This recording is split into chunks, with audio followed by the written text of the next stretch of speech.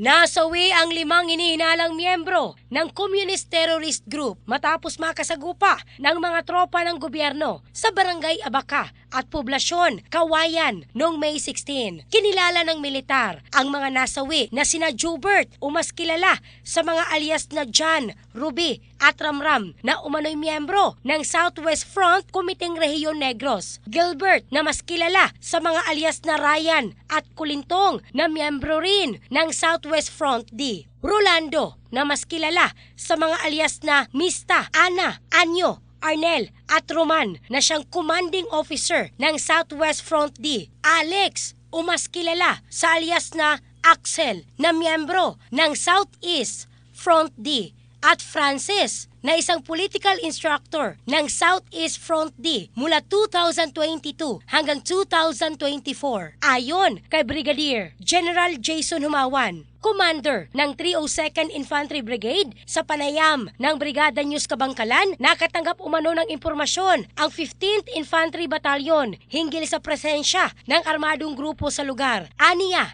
habang rumiresponde ang mga sundalo, ay pinaputukan umano sila ng grupo na nauwi sa engkwentro at pagkasawi ng 5 hinihinalang rebelde. Na-recover naman sa encounter site ang ilang matataas na kalibre ng baril, mga pampasabog at communication equipment. Agad ding nagbigay ng tulong ang lokal na pamahalaan ng Kawayan sa mga residenteng naapektuhan ng engkwentro. In the heart of changing lives, ako si Michelle Craste ng Brigada News Philippines, the Music and News Authority.